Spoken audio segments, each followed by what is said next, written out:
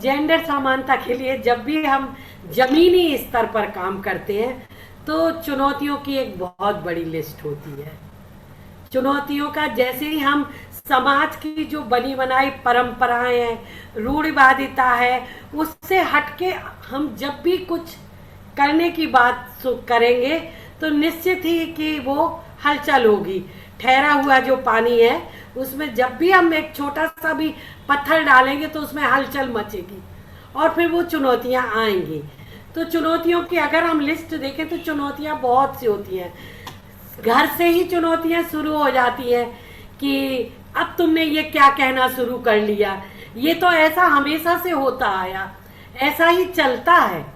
इससे हटके तो घर में कोई सुनने के लिए या जानने के लिए तैयार ही नहीं होता है, क्योंकि पुरुषवादी जो हमारी सोच है, जो हमारे समाज की व्यवस्था है, उसने बहुत अच्छे से ये दिमाग में बिठा दिया है कि महिलाओं और लड़कियों की ज़िंदगी इस तरह आगे बढ़ेगी और जो लड़के हैं और जो पुरुष हैं उनकी सोच, उनकी ज़िंदगी इस तरह आगे बढ़ेगी।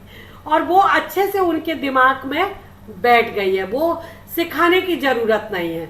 वो सारा कुछ अपने परिवार में देख के सीख जाते हैं कि घर में ये पिता करता है तो वो बताता ही नहीं कि अपने बेटे को, वो उनकी हरकतों को देख के लड़का स्वयं सीख जाता है कि वो अंदर आने पर माँ से इस तरह बात करते, बहन से इस तरह बात करते, बाहर इस तरह बात करते और वो भी वापस उसी तरीके में चला जाता।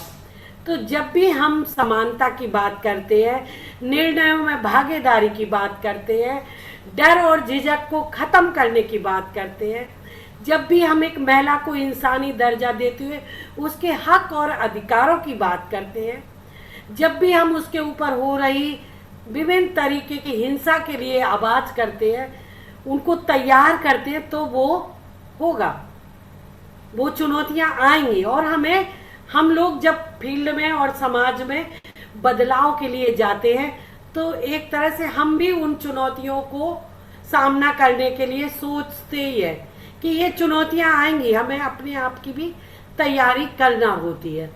ठीक है। और वो चुनौतियां कई बार हमारी निजी जिंदगी में भी दखल देती हैं और हमारे संस्थागत कार्यों में भी दखल देती है। बहुत सारे पुरुष जब हम महिलाओं के संग यौनिकता, प्रजनन स्वास्थ्य अधिकार, उनके कानूनी अधिकारों को लेके, उनके प्रॉपर्टी राइट्स को लेके जब भी हम इस तरह के मुद्दों को बात करते हैं तो वो उनका कहना होता है कि आप महिलाओं को जागरूक करने के लिए कह रही थी, ये आप क्या सिखाने लगी? हमारी पत्नी मीटिंग से आई, हमारी बहन मीटिंग से आई, तो आज वो इस तरह बात कर रही है, तो ये बदलाव क्यों आया? आप ये सब मत करिए, ये घर तोड़ने वाले काम है और हमारा घर जैसे चल रहा है उसको वैसे ही चलने दीजिए। तो हमें इन सारी चुनौतियों का सामना करना होता है।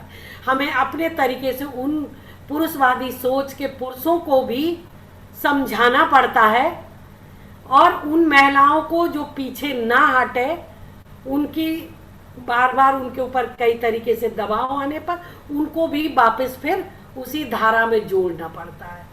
तो इस तरह की चुनौतियों का सामना हमें बहुत सारा करना पड़ता, परिवार से करना पड़ता है, उनकी आर्थिक उससे करना पड़ता है, उनके शारीरिक, उनके ऊपर जो हिंसा हो रही है उससे उनको लड़ना पड़ता है। तो अगर कोई हिंसा का केस आया है तो उस केस को आने पर उसमें पहल करने से पहले ही उसमें कितने लोगों का प्रेशर आ जाता है, उसमें ना चाहते हुए भी नेता लोग आ जाते, अरे वो केस मत उठाइए, वो हमारी पार्टी का लोग है, वो हमारा ये हो गए।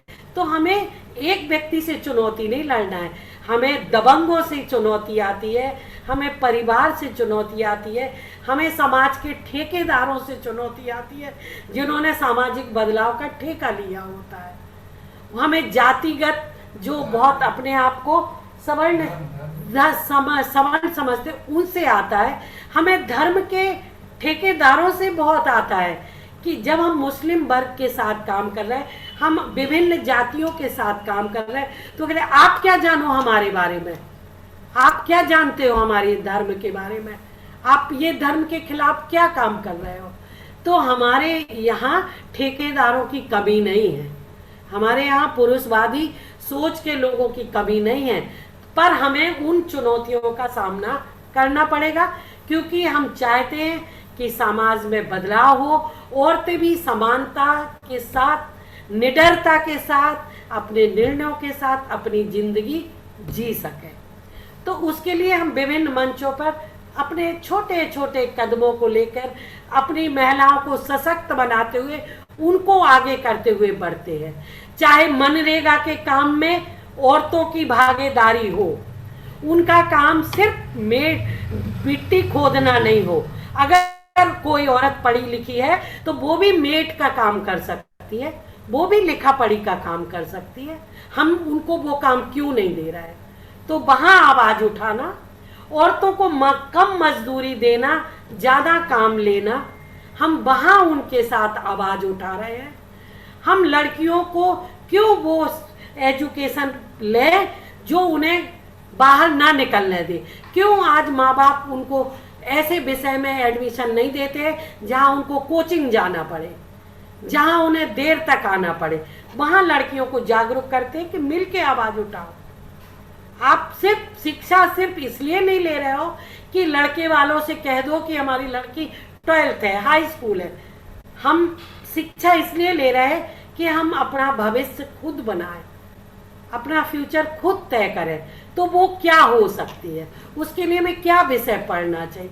तो ऐसे छोटे छोटी चीजें हैं कि जिनमें हमारी कोशिश रहती है कि लड़कियां और महिलाएं लीडरशिप में आगे आए, लीडरों की संख्या बढ़े।